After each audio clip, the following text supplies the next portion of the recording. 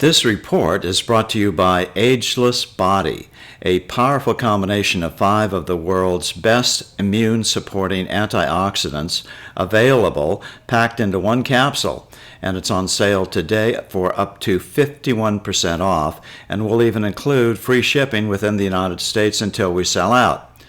Included is not just vitamin C, but one of the most bioavailable forms of vitamin C, magnesium ascorbate. Also included is a form of turmeric that is 46 times as absorbable as most other forms. To order, click on the link below, www.agewithbill.com. Good evening. I'm still reporting on the coup.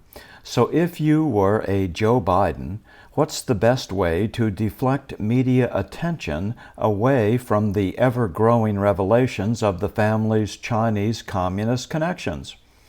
How about trying to use the old smoke and mirrors trick by attempting to reinvigorate the Russian collusion delusion?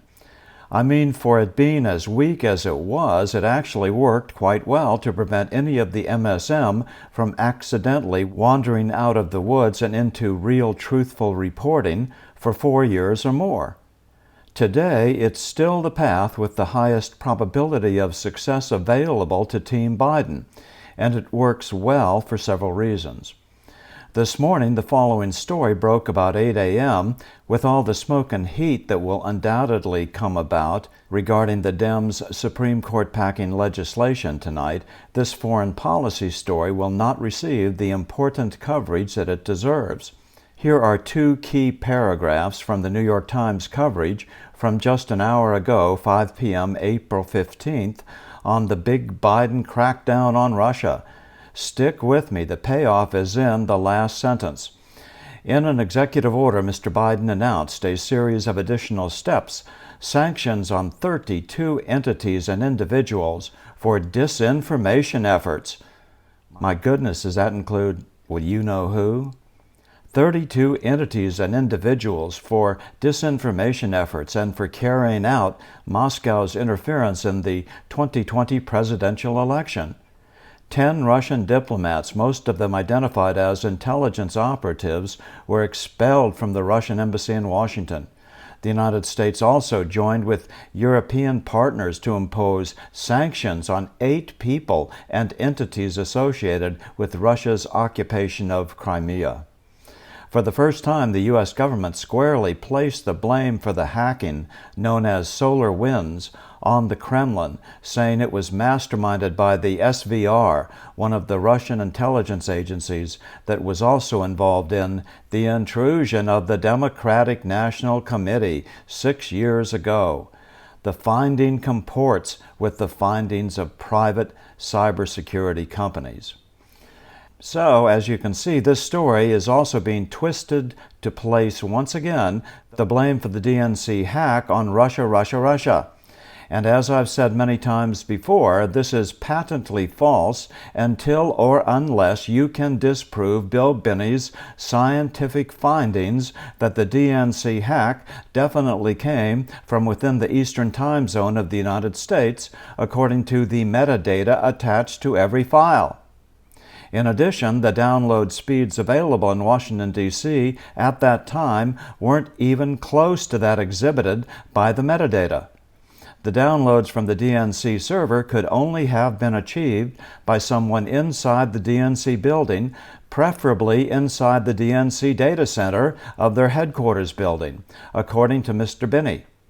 Seth Rich, being a DNC data center manager, was one of the few with access to that data center. By the way, Mr. Binney will be our first guest on Friday night, that's tomorrow night, at 7 p.m., and we'll ask him to elaborate on this topic.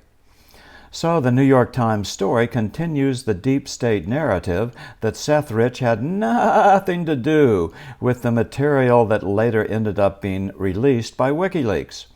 No, the New York Times continues to broadcast the deceptive version of available facts, concluding once again that it was those evil Russians and never mind about those silly little Chinese.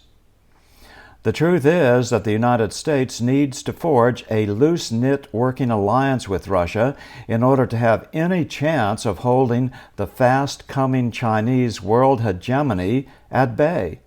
The U.S. and Russia are natural allies and have been for a long time, before the 1917 communist coup in Russia and going back at least to the U.S. Civil War. It was Russia that helped Abraham Lincoln survive the Civil War in 1863 by docking the Russian Atlantic Fleet in New York City and their Pacific Fleet in San Francisco at a time when France and England were considering coming to the aid of the Confederacy. Why? This is one of the untold stories of the U.S. Civil War, because England and France were at that time the two world superpowers. It was in their geopolitical interest to weaken the United States, permanently split it into two if possible, thereby neutralize its growing economic and industrial might, and leaving France and England to fight it out for world domination. Is this some wild conspiracy theory? According to historian Tom DeLahaye in his book The Bilateral Effect of the Visit of the Russian Fleet in 1863, in 1863, during the American Civil War, the Russian Navy's Atlantic and Pacific fleets wintered in the American ports of New York and San Francisco, respectively. Some historians credit this visit as a major factor in deterring France and the UK from entering the war on the Confederate side. With the exception of the communist takeover of Russia in 1917, which lasted until Christmas Day, 1971, 52 years in total, the U.S. and Russia have been natural allies at least since the U.S. Civil War, both interested in their own national sovereignties and opposed to world hegemony by any nation. And although little known outside of military circles, it was the United States using our economic clout in the late 1980s and early 1990s that helped bring down the communist dictatorship then called the Soviet Union, and reestablish sovereign power once again to the 14 independent republics and Mother Russia.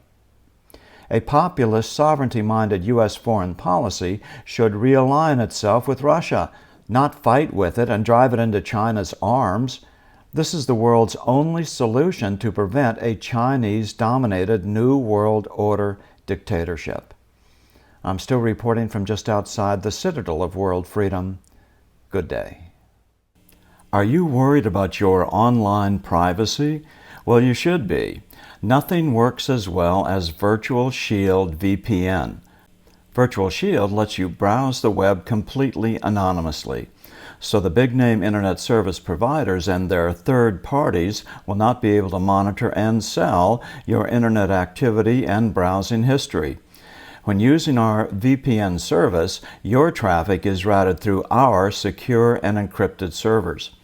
The good news is it's completely free for 30 days, and we can host Mac, Windows, iPhone, iPad, Android, or Chrome. Personal, family, and business plans are available. Just click on the live link in the description box below for more information.